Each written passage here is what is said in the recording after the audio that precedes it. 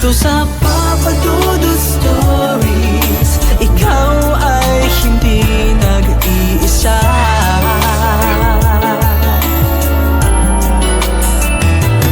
Dito sa Papa Dudut Stories, may nagmamahal sa'yo. Papa Dudut Stories,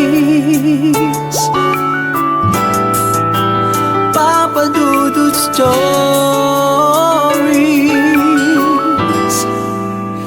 Papa Dudut Stories.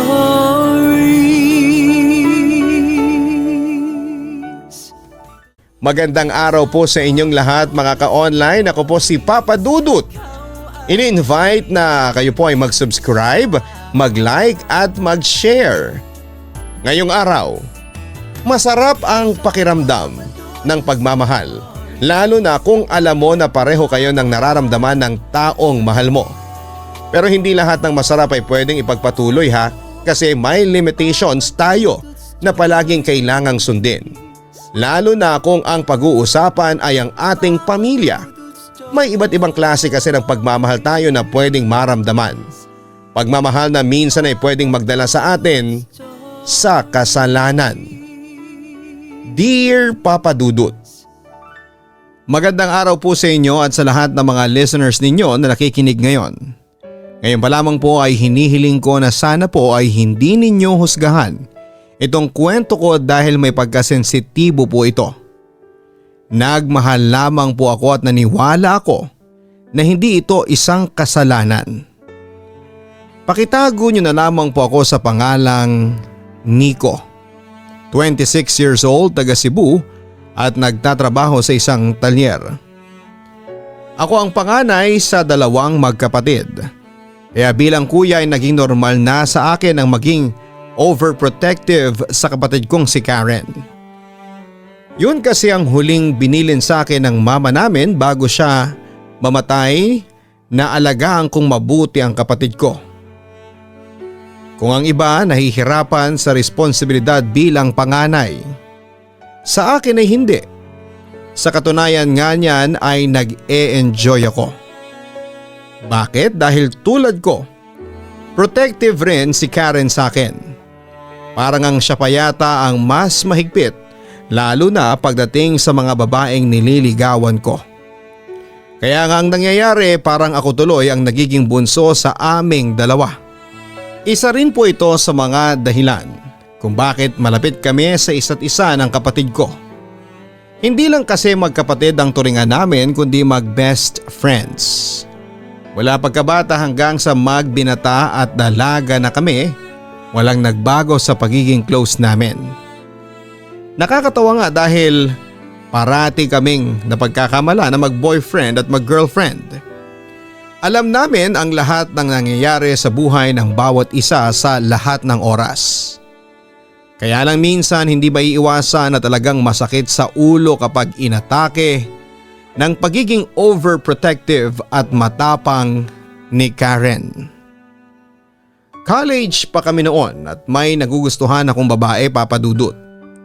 Si Isa, schoolmate ko siya at ilang buwan na ring nililigawan. At dahil gusto ko na makita niya ang effort ko, nagpatulong ako sa best friend kong si Ethan na haranahin siya sa may labas ng school namin. Teka lang Nico, pwedeng itigil mo muna yan please? Pagpapahinto ni Isa sa ginagawa kong pagkanta. Nakaayos ako ng damit talaga noon, may hawak na mga bulaklak at tsokolate. Habang si Ethan ay nasa likuran ko at tumutugtog ng gitara. Ano tong ginagawa mo? Bakit mo ako pinapahiya? Dugtong pa niya. Ha? Hindi naman kita pinapahiya eh. Hinaharana kita kasi hindi ba ganito ang gusto mo? Patanong ko sa kanya. Kilala ko kasi si Isa bilang isang hopeless romantic na babae. Kaya alam ko na gusto niya mga ganong nakakakilig na bagay. Ayaw ko ng mga ganitong eksena. Saka hindi ka pa ba nakakahalata na ayoko sa'yo? Ilang buwan ka nang nanliligaw sa akin. Ni isang beses ba narinig mo akong sinabi ko sa'yong gusto rin kita? Hindi di ba? Ni hindi nga ako pumapayag na makipag-date sa'yo ng tayong dalawa lang tapos ganito pa ang gagawin mo? Nakakahiya. Nanlalaki ang mga matang sabi pa ni Isa. Medyo pinagtitinginan na kaming ng ibang mga estudyante na lumalabas ng school kaya natameme na lang akong bigla. Stop doing this. Hindi kita gusto, okay? Tantanan mo na ako, Nico. Uulitin ko. Ayoko sa'yo. Muling sabi niya. Hay, sabi ko naman kasi sa'yo kuya. Hindi kayo bagay nitong si Isa. Itsura pa lang luging-lugi ka na. Paano pa kapag kayo ang nagkatuluyan? Di nahaluan ng pangit ang lahi natin. Kawawa naman ang magiging pamangking ko. Biglang parinig ni Karen na nakatayo sa may tabi ni Ethan. Anong sinasabi mo? Inis na tanong naman ni Isa. Ay, hindi mo narinig? Gusto mo ulitin ko? Matalas ang memorya ko. Pwede ko siyang ulit-ulitin word by word game? Pangaasar pa ng kapatid ko. Karen, ano ka ba? Tumigil ka na nga. Saway ko naman. Oh, bakit ako bang pinapatigil mo? Sino bang namamahiya dito? Ako ba? Alam mo kung bakit kanyang ginaganyan? Kasi nagpapauto ka sa kanya. Hoy, ikaw na babaeng maputi lang pero malaki naman ang ilong at mga mata. Mabuti na lang talaga at binasad mo ang kuya ko. Dahil kung hindi ako mismo ang gagawa ng paraan para hiwalayan kanya. Kung inakala mo na malaking kawalang ka, huwag kang masyadong feeling te. Hindi ka girlfriend material. Masyado mo kasing kinakarir ang pagiging pangit kaya pati ugali mo pumapangit na rin. Pagtataray pa ni Karen. Halika na nga. Umalis na tayo dito, halika na. Sabi ko bago hinila si Karen palayo habang nakasunod sa amin si Ethan. Kuya, bitawan mo na nga tong mga kamay ko. Pagpupumiglas ni Karen nang makalayo na kami mula kay Isa. Nice one Karen. Ang galing. Ang puri naman ni Ethan. Well, thanks Ethan. Expert lang talaga ako sa mga ganong eksena. Ang sabi ni Karen nang mabitawan ko na ang kamay niya. Anong expert? Mas lalo mo lang pinalala yung sitwasyon Karen. Bakit kailangan mong gawin yun? Pinahiya mo si Isa? Inis na sabi ko. Ano naman ngayon? Pinahiya ka rin naman niya, di ba? Gantihan lang. At saka pwede ba kuya stop defending her? She's not worth it.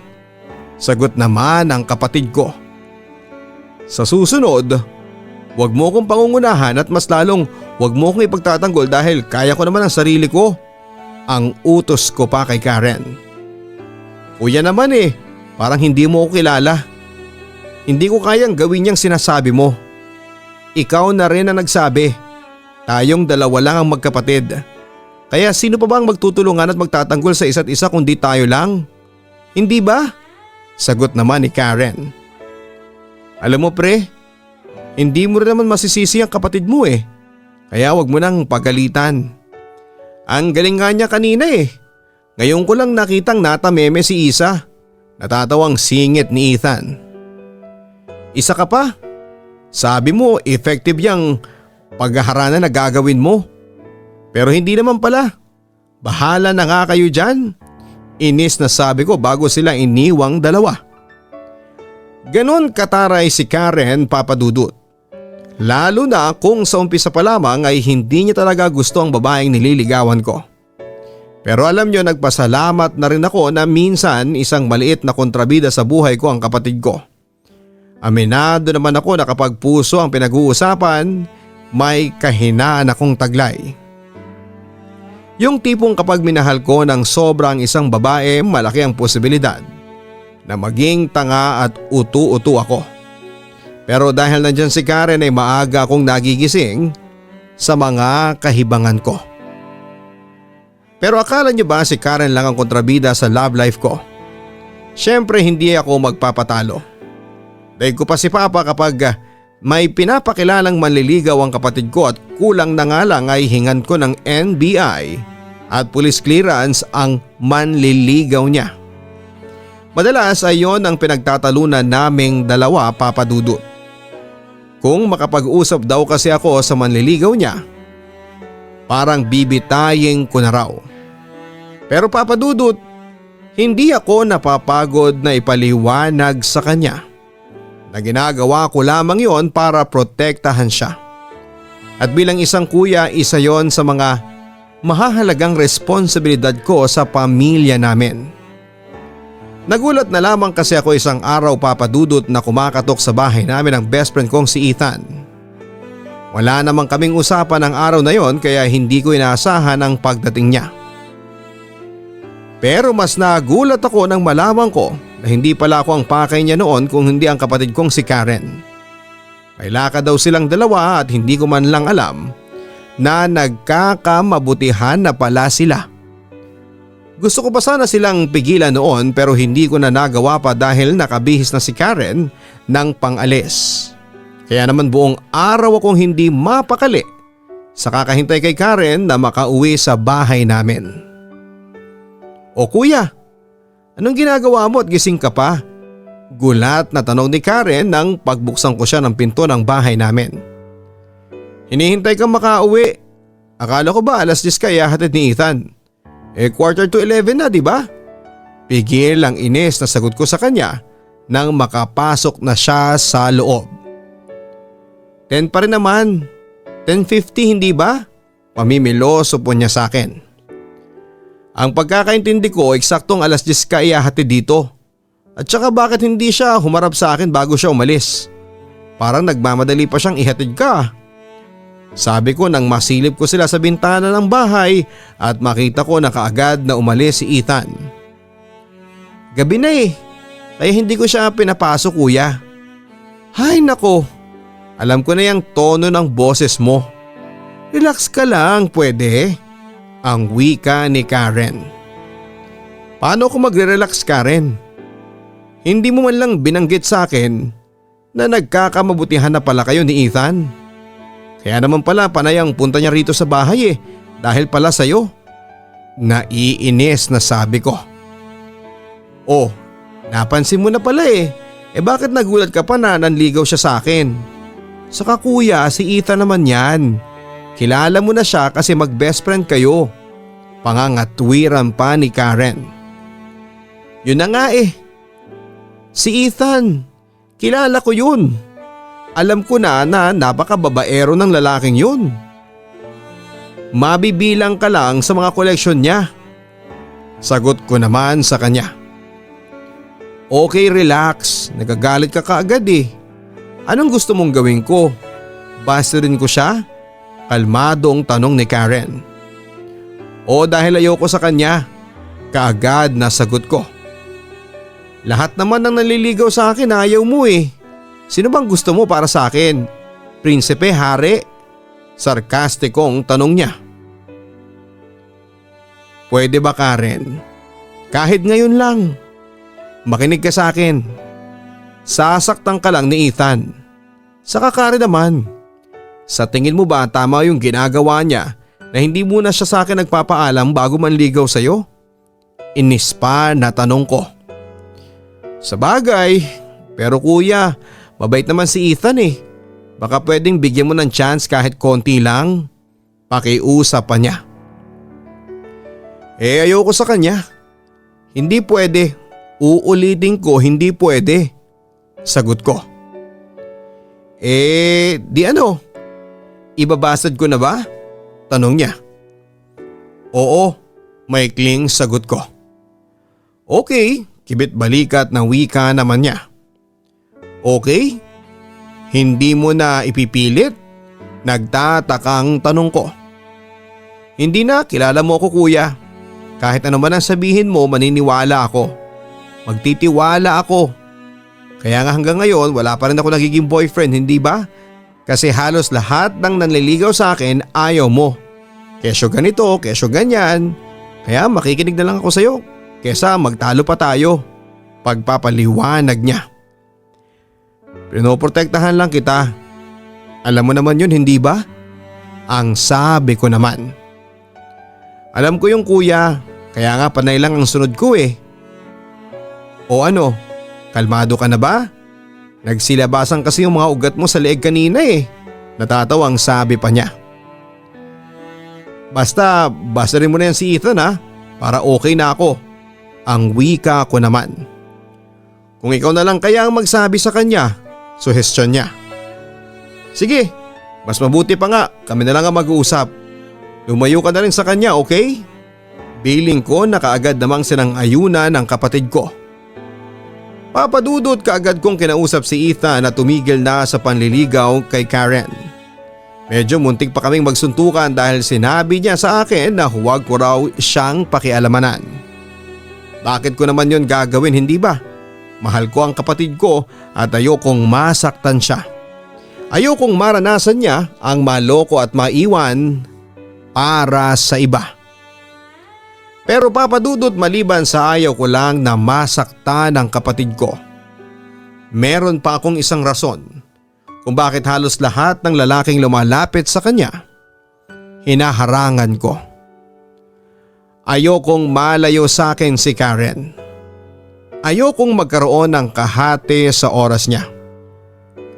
Gusto ko ako lang ang nagpapasaya sa kanya. Ang sasagip sa kanya sa lahat ng bagay. Ako lang ang lalapitan niya kapag kailangan niya ng tulong. Alam kong pagiging madamot na ang ginagawa ko. Na dapat ay hayaan ko ang kapatid ko na makilala ng ibang tao. Na dapat kong tanggapin na maliban sa amin na pamilya niya ay magmamahal din siya ng iba, pero sobrang nahirapan ako na gawin yon, Papa Dudut. Anong ginagawa mo dito, Ethan? Galit na tanong ko sa kanya nang maabutan ko sina Ethan at Karen na masayang nagkwekwentuhan sa may sala ng bahay namin. Wala lang, napadaan lang. Sagot naman ni Ethan. Hindi ba sabi ko sa iyo huwag kang magpapakita sa bahay? Pagkatapos mo kong hindi respetuhin ang lakas ng loob mong pumunta dito sa amin? Galit pa rin sabi ko. Relax lang, Nico. Masyado namang mainit ang ulo mo eh. Kalmadong sabi naman ni Ethan. Oo nga kuya, relax lang. Nagkukwentuhan lang naman kami ni Ethan. Yun lang, paliwanag ni Karen. Kahit na, ayoko pa rin magkasama kayong dalawa. Hindi pwede yan. Git ko. Pare naman, hindi kaya nagiging OA ka na? Masyado namang mababa ang tingin mo sa akin. Ano bang akala mo may gagawin akong hindi maganda sa kapatid mo? Napapailing na tanong ni Ethan. Wala ka nang pakialam sa kung anong nasa isipan ko. Basta ayoko magkasama kayong dalawa. Muling sabi ko. Alam mo, hindi na talaga kita maintindihan. Ano ba talagang role mo sa buhay ni Karen? Kuya pa ba? Lahat na lang kasi ng puporma sa kanya ay hinaharangan mo. Pati nga ako na kaibigan mo na kilala mo, ayaw mo rin. O baka naman kasi may iba kang bala kay Karen? Ang sabi ni Ethan na nagpadilim na ng paningin ko at bigla ko na lamang siyang nasuntok. Kuya, ano bang problema mo? Hindi mo naman kailangan maging ganito kabayolente. Ang awat ni Karen sa akin. Anong masama sa sinabi ko? Bakit mo ako sinuntok? Galit na tanong naman ni Ethan. Umalis ka na rito, Ethan. Muling nagpipigil na galit na utos ko dahil parang anumang oras ay gusto ko ulit siyang suntukin, Papa Dudut. Ano bang ginawa kong masama? Tanong pa ni Ethan. Umalis ka na nga eh. Pasigaw na utos ko. Sige na Ethan, umalis ka na, bilis. Pagpapalis na rin ni Karen kaya wala nang nagawa si Ethan kung hindi ang sumunod. Hindi naman talaga ako basagulero o bayolenteng tao, Papa Dudut. Hindi ako nakikipag-away o nakikipagsuntukan. Ilan pa lang ang lalaking nasuntok ko at kasama na roon si Ethan ng araw na yon.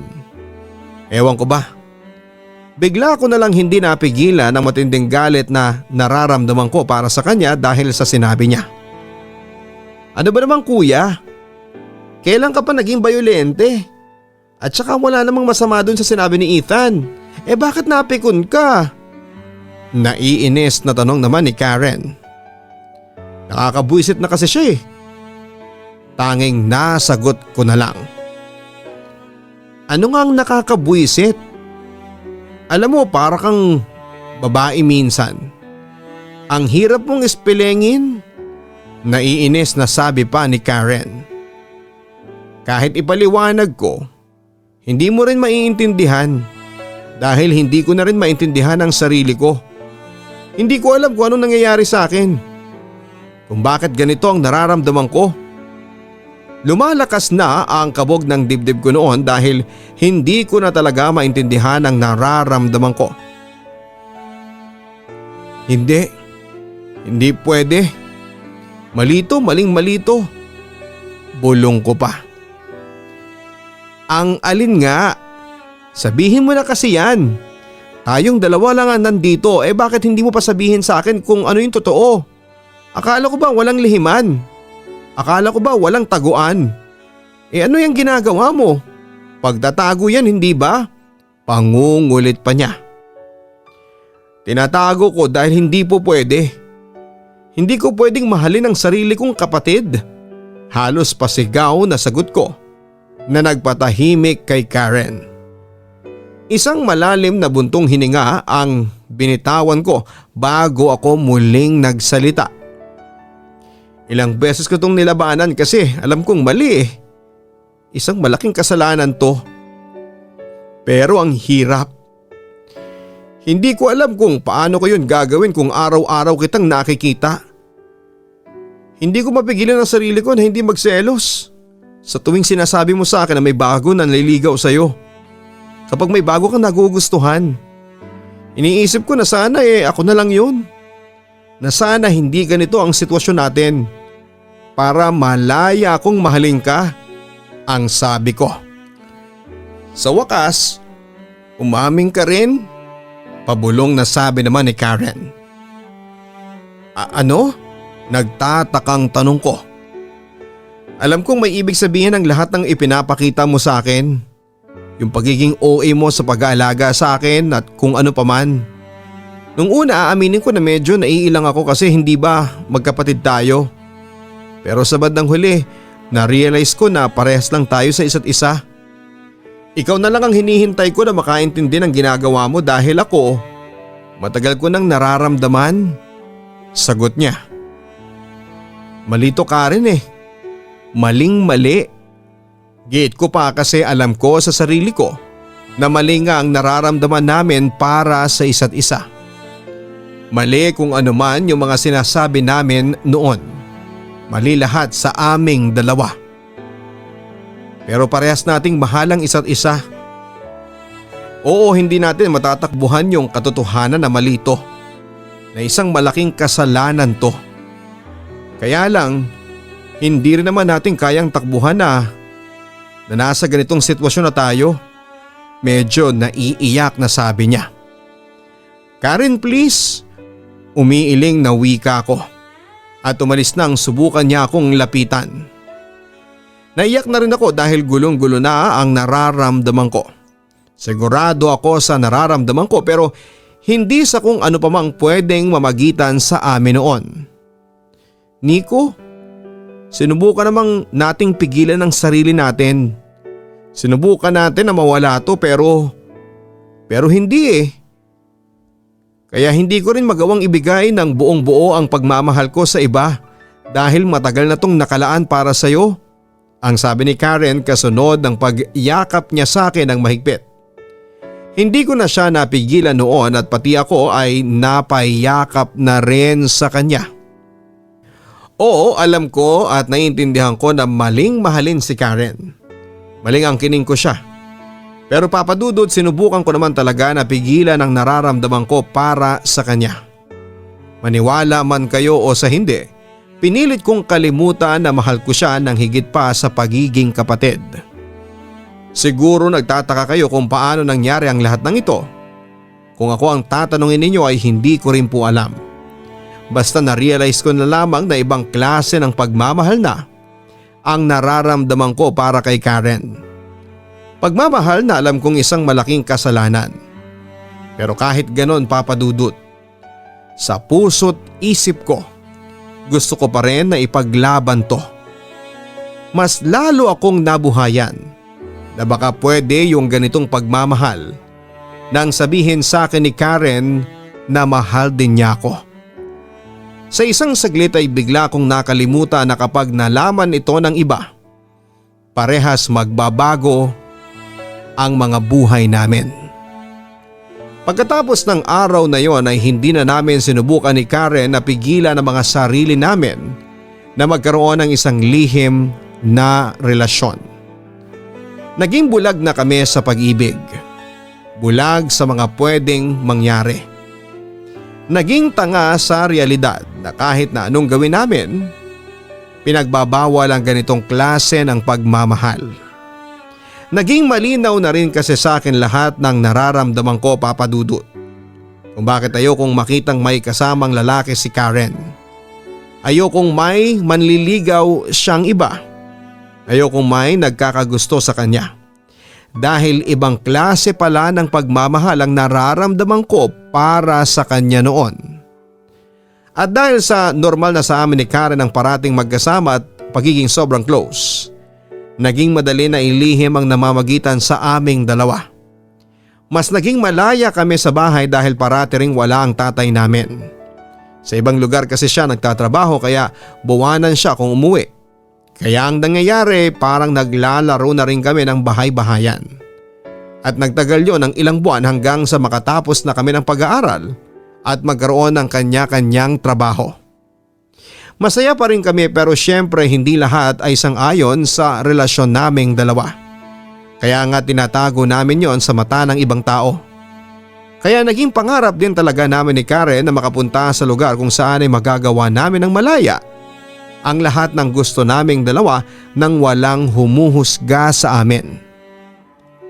Nico, Karen, sigaw ni Papa nang bigla siyang pumasok sa bahay at maabutan niya na magkalapat ang mga labi naming dalawa ni Karen. Papa, halos sabay na bulalas namin ni Karen. Anong ibig sabihin nito? Pasigaw na tanong niya. Pa, magpapaliwanag po kami. Nauutal pang sabi ni Karen. Ano? Muling pasigaw na tanong ni Papa. May relasyon kami ni Karen at mahal namin ang isa't isa. Diretso na ang sagot ko. Ulitin mo nga yung sinasabi mo. May relasyon kayong dalawa? Tanong ni Papa at sinugod na ako bago kwinelyuhan. Opo. Sagot ko kasunod ang malakas na pagsuntok ni Papa sa mukha ko. Kuya, Papa! Pag-awat ni Karen na pumagitna na sa aming dalawa. Nawala lang ako ng matagal kung ano-ano ng kabubuyan ang ginagawa ninyo. Dito pa sa pamamahay ko. Ikaw, Nico, ikaw pa naman ang inaasahan kong mas matino. Ikaw pa talaga ang nagpasimuno nito. Panunumbat sa akin ni Papa. Pa, hindi lang po si Nico ang may kasalanan dito. Ako rin po. Muling pag-awat naman ni Karen. Manahimik ka dyan. Hindi niyo na ako binigyan ng kahihiyan? O kahit man lang sa mga sarili ninyo?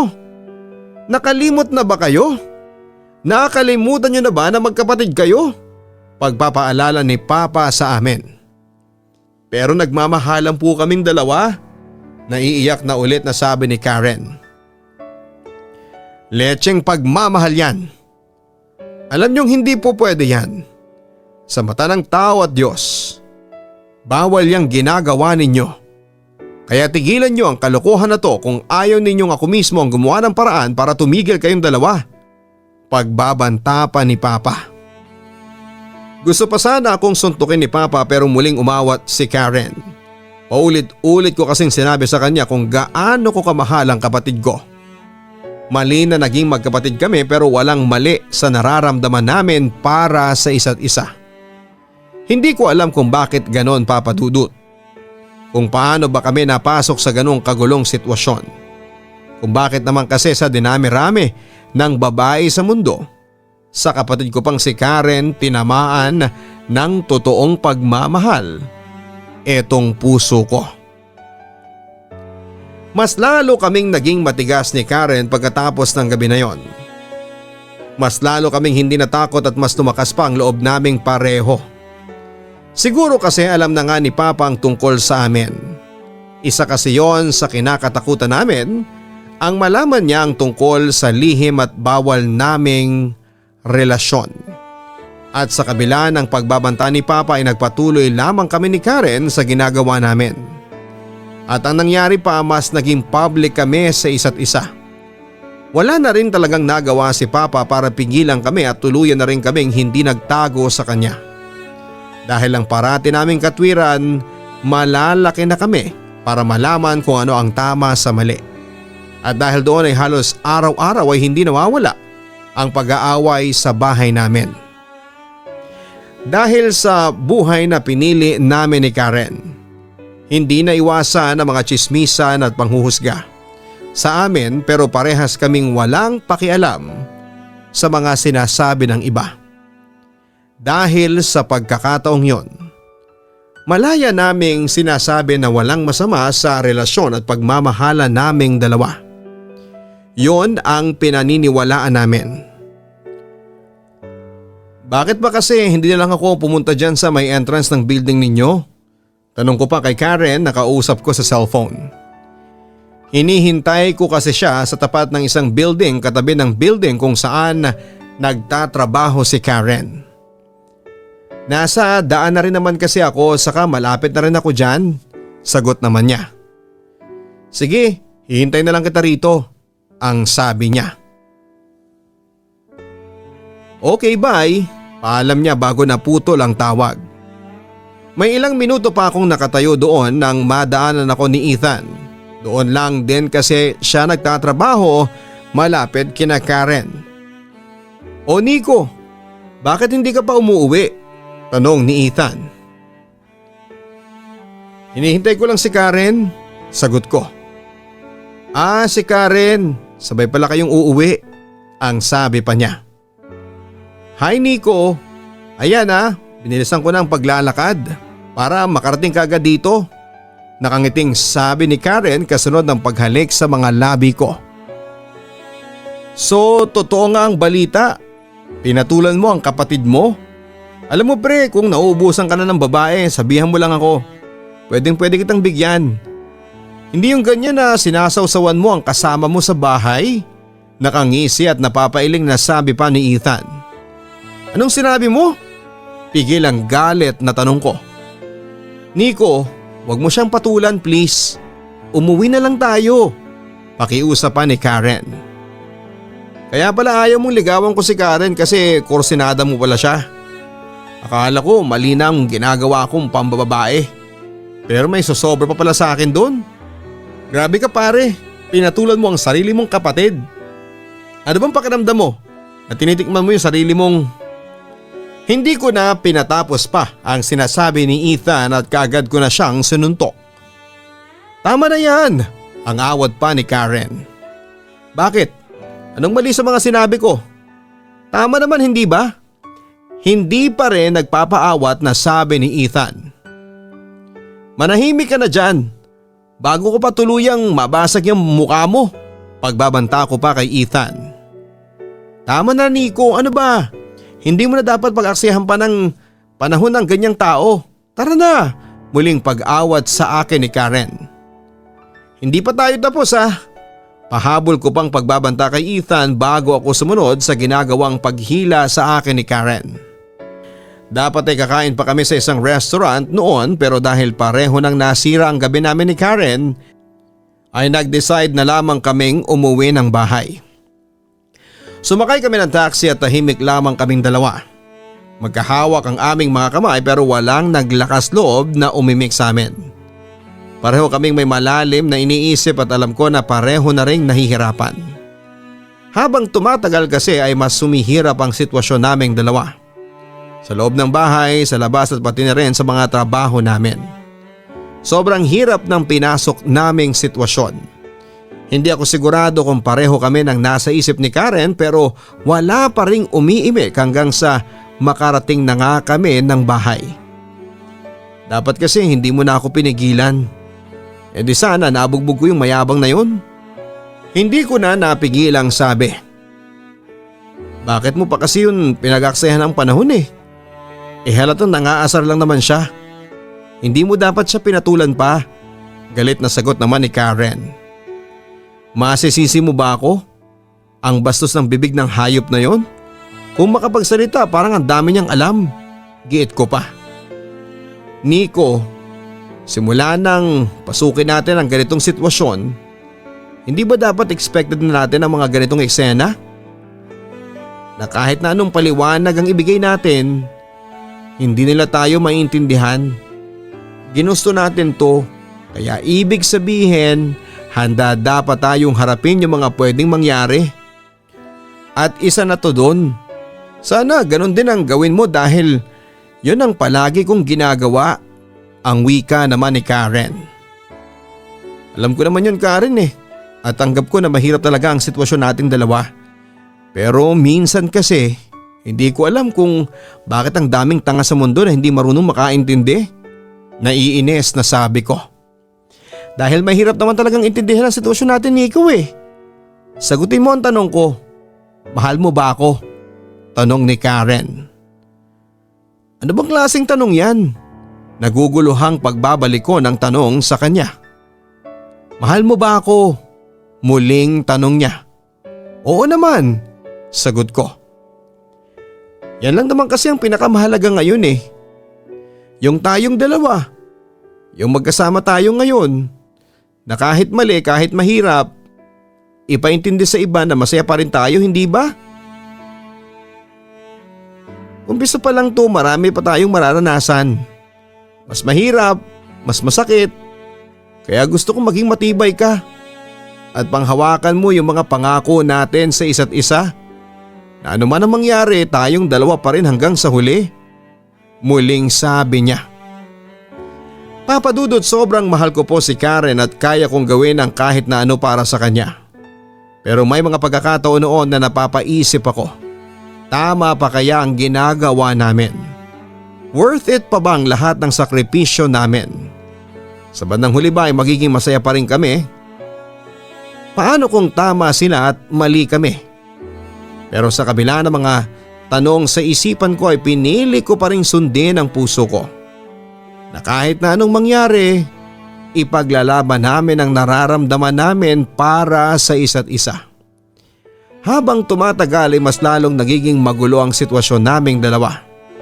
Dumarami rin kasi ang nakikisawsaw sa amin kasama na ang mga tsismosang kapitbahay namin. Hanggang sa kausapin ako ni Papa ng masinsinan. Nagumpisa ang lahat sa mga komento niya tungkol sa relasyon namin ni Karen na nauwi na sa panunumbat. Ang hindi ko maintindihan dito, bakit hindi mo pinigilan yung nararamdaman mo Nico? Mas matanda ka. Ibig sabihin mas kaya mong intindihin ang mga bagay-bagay. Pero anong ginawa mo? Nagpatalo ka dyan sa bugso ng damdamin mo. Ang sabi pa ni Papa. Ano bang akala nyo? Na hindi ako nagpigil? Hindi ko iniisip na maling mahalin si Karen? Kung alam niyo lang ang lahat ng ginawa ko pero wala Ganito talaga ang nararamdaman ko. Sagot ko pa. Kahit na. Sana lumayo ka. O di kaya sinabi mo sa akin para nagawan ko ng paraan. Ang sabi pa ni Papa. Anong paraan naman yun Papa? Paglalayuin niyo kaming dalawa mula sa isa't isa? Bakit kasi hindi niyo na lang kami hayaan Mahal ko si Karen pa. Kahit yun man lang ang isipin nyo. Ang wika ko.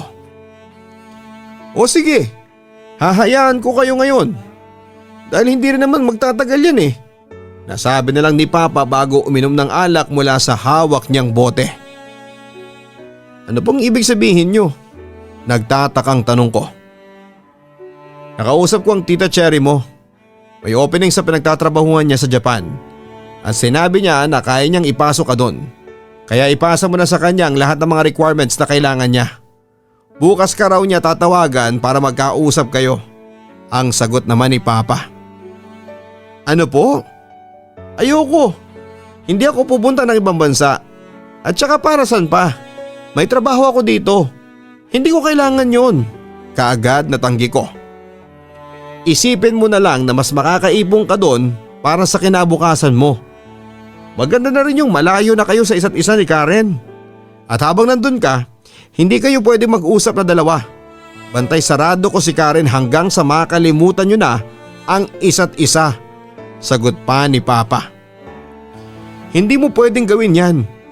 Hindi ako papayag. Umiiling na sabi ko.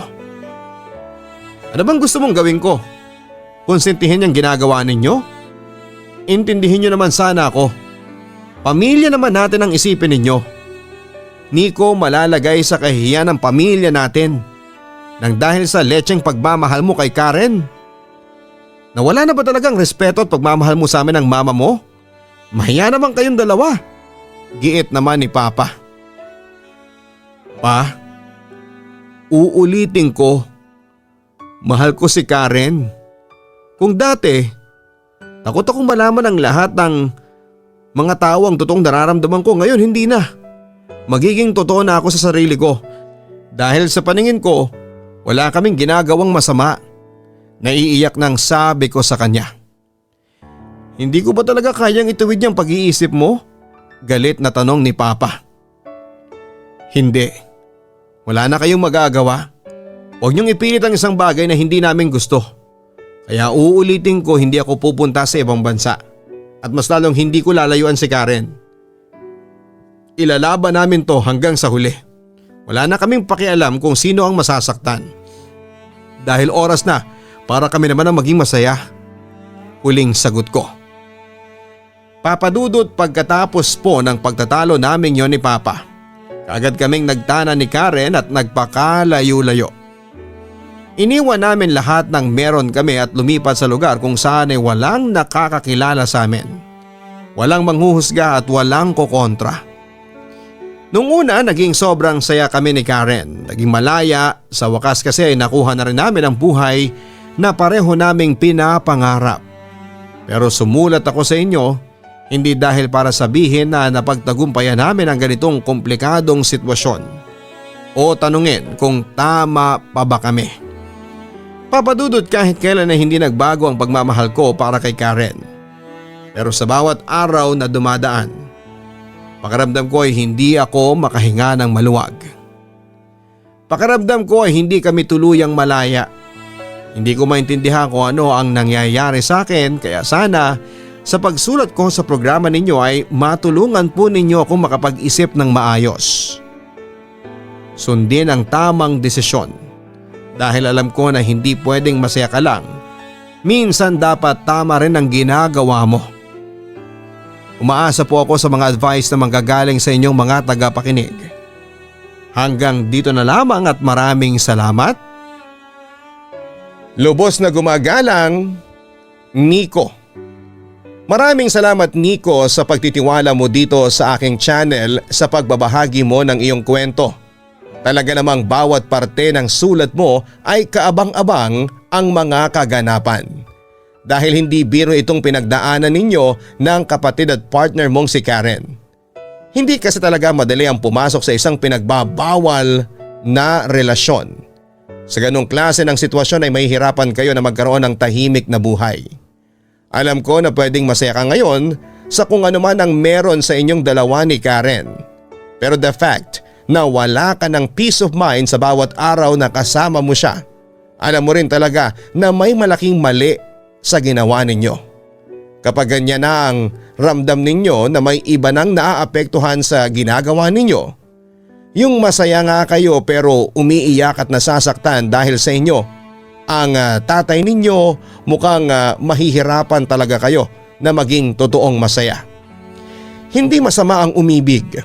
Pero sa sitwasyon ninyo ngayon, sana mas pag-isipan ninyo kung ano ba ang totoong makapagbibigay ng kasiyahan at peace of mind para sa inyong dalawa. Mga ka-online, kapag sinabi ng magulang ninyo na may isang bagay na hindi makakabuti para sa inyo at wala naman silang binigay sa buong buhay ninyo kung hindi puro kabutihan, subukan po ninyong pakinggan at sundin yon. Dahil marirealize ninyo na tama pala sila sa mga sinasabi nila para sa inyo. Kaya bago sana tayo gumawa ng isang malaking desisyon, palagi nating isaalang-alang ang sinasabi ng mga magulang natin. Kahit na hindi na ng ibang tao. Kahit ng mga magulang na lang natin na walang ibang hinangad at pinaramdam kung hindi puro kabutihan at pagmamahalang. Hanggang sa muli, ako po si Papa Dudut. Maraming salamat po. Ang buhay ay mahiwaga, laging may lungkot at saya. Sa Papa Dudut Stories, laging may karamay ka.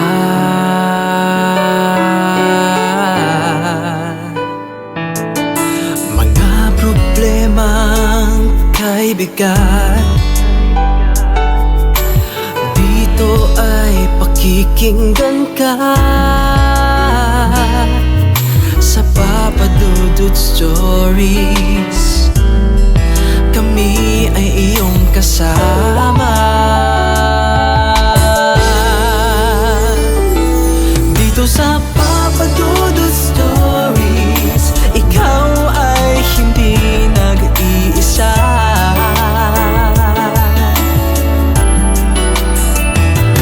Dito sa Papa Dudut Stories, may nagmamahal sa'yo. Papa Dudut Stories, Papa Dudut Stories,